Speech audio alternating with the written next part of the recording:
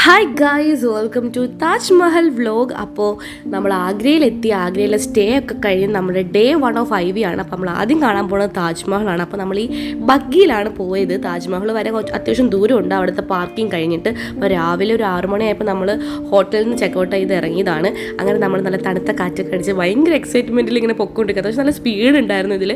അപ്പോൾ ഈ കാണുന്നതാണ് നമ്മുടെ താജ്മഹലിൻ്റെ ഒരു എൻട്രി. ആക്ച്വലി ഇത് മാത്രമല്ല, അതിൻ്റെ ഉള്ളിലും കുറച്ച് എൻട്രീസൊക്കെ ഉണ്ട്. അപ്പോൾ ഇവിടെ നിന്നാണ് നമ്മൾ ടിക്കറ്റ് എടുത്തിട്ട് അതിൻ്റെ ഉള്ളിലേക്ക് കയറുന്നത്. ഇവിടെ വരെ എത്തിയിട്ട് അന്ന് ഞാൻ റെക്കോർഡ് ചെയ്ത എൻ്റെ എക്സ്പീരിയൻസ് കാണാം. അപ്പോൾ ഇതാണ് നമ്മുടെ നേരത്തെ പറഞ്ഞ പോലത്തെ താജ്മഹലിലെ എൻട്രി ഗേറ്റ്. അപ്പോൾ ഇവിടെ നിന്നാണ് നമ്മൾ ടിക്കറ്റൊക്കെ എടുത്തിട്ട് കയറുന്നത്. രാവിലെ ആയിട്ട് ഞാൻ വിചാരിച്ചു അധികം ആൾക്കാരൊന്നും കാണില്ല, പക്ഷേ നല്ല തിരക്കായിരുന്നു. രാവിലെ തന്നെ നല്ല തിരക്കാണ്. അപ്പോൾ ഇതാണ് റേറ്റൊക്കെ ഇവിടെ എഴുതിയിട്ടുണ്ട്. അപ്പോൾ ഇതാണ് നമ്മുടെ ടൂറിൻ്റെ നമ്മുടെ പാക്കേജിൻ്റെ ചേട്ടൻ. അപ്പോൾ ചേട്ടനാണ് നമുക്കെല്ലാം സെറ്റാക്കി തന്നെ. അപ്പോൾ ഇതിൻ്റെ ഉള്ളിലേക്ക് കയറി വരുമ്പോൾ ഈ താജ്മഹലിൻ്റെ പണ്ട് തൊട്ടുള്ള പിക്ചേഴ്സാണ് ഈ കാണുന്നത്. ഓരോരോ എന്താ ടൈം പീരീഡിലും എങ്ങനെയൊക്കെ ആയിരുന്നു താജ്മഹൽ. കുറേ ബ്ലാക്ക് ആൻഡ് വൈറ്റ് ഫോട്ടോസൊക്കെയാണ് കൊടുത്തിരിക്കുന്നത്. അങ്ങനെ കുറേ പിക്ചേഴ്സും കാര്യങ്ങളൊക്കെ അവിടെ കൊടുത്തിട്ടുണ്ട്. അത് മാത്രമല്ല, മാർബിൾസിൻ്റെ പറ്റിയുള്ള ഡീറ്റെയിലിംഗ് ആണെങ്കിലും പിന്നെ നമ്മുടെ ഇന്ത്യയിലെ ഫേമസ് ആയിട്ടുള്ള സ്ഥലങ്ങളൊക്കെ അവിടെ കൊടുത്തിട്ടുണ്ട്. അപ്പോൾ ഈ വീഡിയോ ആക്ച്വലി ഞാൻ ഒന്നും സംസാരിക്കാണ്ട് ഇങ്ങനെ എടുത്തുകൊണ്ടിരിക്കുകയാണ്. ആക്ച്വലി ഈ ഒരു വീഡിയോയിൽ ഞാൻ വോയിസ് ഓവർ കൊടുക്കുന്നതിൻ്റെ റീസൺ അത് തന്നെയാണ്. മിക്കതിൽ ഞാൻ ഒന്നും സംസാരിച്ചിട്ടില്ല. അങ്ങനെ അത് കഴിഞ്ഞിട്ട് പിന്നെ നമ്മൾ കയറിയപ്പോൾ തന്നെ കുറേ നല്ല നല്ല സ്പോട്ടുണ്ട്. അങ്ങനെ ഫോട്ടോസൊക്കെ എടുത്തു. ഈ കാണുന്നതാണ് നമ്മുടെ താജ്മഹലിൻ്റെ മെയിൻ എൻട്രൻസ്. അപ്പോൾ ഇതിലെ കൂടെ കയറിയിട്ട് വേണം നമ്മൾ താജ്മഹലിലെ ഡയറക്റ്റ് നമ്മൾ വ്യൂ കാണാൻ പറ്റുക. അങ്ങനെ ഇവിടെ നോക്കുമ്പോൾ തന്നെ നമുക്ക് താജ്മഹലിൻ്റെ ഒരു ടോപ്പ് ഒരു പോർഷൻ നമുക്ക് കാണാൻ പറ്റും. അത്രയും ഹൈറ്റ് ഉണ്ട്. അപ്പോൾ തന്നെ നമുക്ക് മനസ്സിലായി.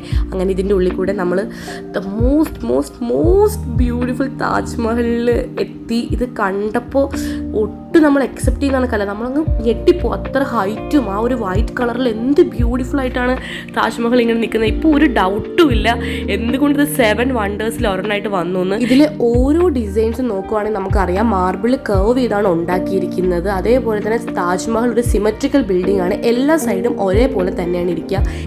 ഇപ്പോഴുള്ള ഒരു മോഡേൺ ടെക്നോളജീസും ഇല്ലാതെ അന്നത്തെ കാലത്ത് ഇത്രയും ബ്യൂട്ടിഫുൾ ആയിട്ടുള്ള ഒരു ബിൽഡിംഗ് ഉണ്ടാക്കിയ ആർക്കിടെക്ട് നമുക്ക് പറയാതിരിക്കാൻ വയ്യ. അത്ര അടിപൊളി ഒരു കഴിവുള്ള ഒരാളാണ്. അതേപോലെ താജ്മഹൽ ഒരു ലവ് മോണിമെന്റ് ആണ്. നമുക്ക് എല്ലാവർക്കും അറിയാം, ഷാജഹാൻ മുംതാസിന് വേണ്ടി പണിഞ്ഞ ലവ് മോണിമെന്റ്. മുംതാസിനെ മരണശേഷം ഷാജഹാൻ മുംതാസിന്റെ സിസ്റ്ററിനെ കല്യാണം കഴിച്ചെങ്കിലും still it's a love monument guys. അപ്പോൾ ഇതിൻ്റെ ഫ്രണ്ടിൽ ഇതേപോലെ നല്ലൊരു മാൻ മെയ്ഡ് ആയിട്ടുള്ള ഒരു ലേക്ക് പോലെ ഒരെണ്ണം കാണാം. അതേപോലെ താജ്മഹലിൻ്റെ ഫ്രണ്ടിൽ നിന്ന് നോക്കുമ്പോൾ നമ്മൾ എൻട്രൻസ് ഗേറ്റ് ഇങ്ങനെയാണ് കാണുന്നത്. എല്ലാ ഗേറ്റും സിമെട്രിക്കലാണ്. പിന്നെ അതിൻ്റെ ഒരു സറൗണ്ടിങ്സിനെ പറ്റി പറയുവാണെങ്കിൽ എല്ലാം super clean and well maintained ആണ്. നമുക്ക് നല്ല രീതിയിൽ ചെടികളും ഒക്കെ അവരെ വെച്ച് പിടിപ്പിച്ചിട്ടുണ്ട്. നല്ലോണം ഗ്രൂം ചെയ്ത് അടിപൊളിയായിട്ട് വെച്ചിട്ടുണ്ട്. അതേപോലെ ഒരുപാട് കിളികളും കാര്യങ്ങളൊക്കെ അവിടെ വരുന്നത്. നല്ല എപ്പോഴും ആ ഒരു സൗണ്ടൊക്കെയാണ്. പിന്നെ ഇതിൻ്റെ ഫ്രണ്ടിൽ നിന്ന് ഫോട്ടോ എടുക്കാൻ പറ്റിയ ഒരുപാട് എന്താ പറയുക ബെഞ്ചും കാര്യങ്ങളൊക്കെ ഉണ്ട്. നല്ല ഫോട്ടോസൊക്കെ നമുക്ക് കിട്ടും. പക്ഷേ ബാക്ക്ഗ്രൗണ്ടൊക്കെ കുറച്ച് ആൾക്കാരായിട്ട് ഇരിക്കും. ഇത് കണ്ടപ്പോൾ ഉണ്ടല്ലോ, ഇത് ഓവർ ഹൈപ്ഡ് ആണെന്നൊക്കെ നമുക്ക് തോന്നും. പക്ഷേ ഇത് വന്ന് കാണണം. അല്ല, കണ്ടപ്പോൾ ഉണ്ടെന്നല്ല, കണ്ടപ്പോഴാണ് മനസ്സിലായത് ആ ഹൈപ്പ് അർഹിക്കുന്ന സംഭവം തന്നെയാണ് ഈ താജ്മഹൽ എന്ന് പറഞ്ഞാൽ. അടിപൊളിയായിട്ടാണ്. വൺസ് ഇൻ ലൈഫ് നിങ്ങൾ വന്നത് കാണണം.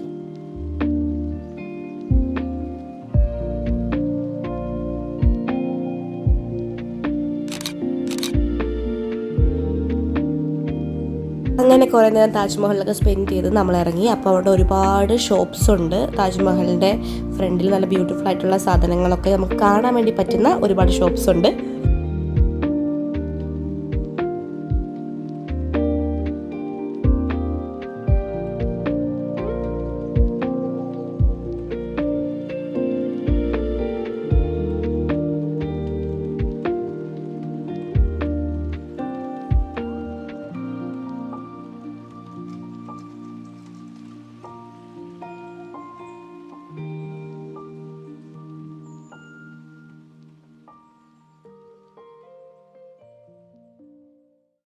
ലൈഫ് ടൈം ടിപ്പ് തരാം.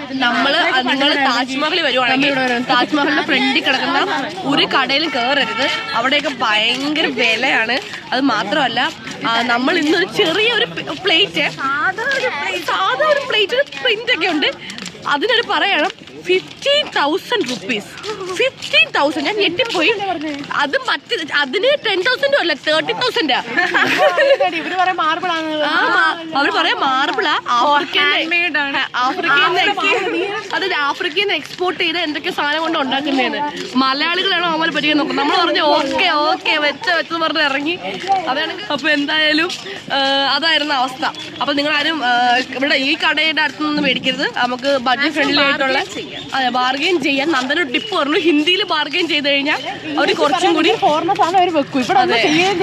ഇംഗ്ലീഷ് ഓക്കെ നമ്മൾ സരോജിനി മാർക്കറ്റിൽ പോയി ഷോപ്പ് ചെയ്യാം. അപ്പൊ എന്തായാലും ഇതാണ് ഇവിടുത്തെ അവസ്ഥ കേട്ടോ. ആദ്യമായിട്ട് ആഗ്രഹപ്പേട കഴിച്ചോക്കാൻ പോവാണ്. അല്ലേ ഹണിപ്പേടയോ? ഹണിപ്പേട ഇതിന്റെ പേര് ആഗ്രഹപ്പേടല്ലേ?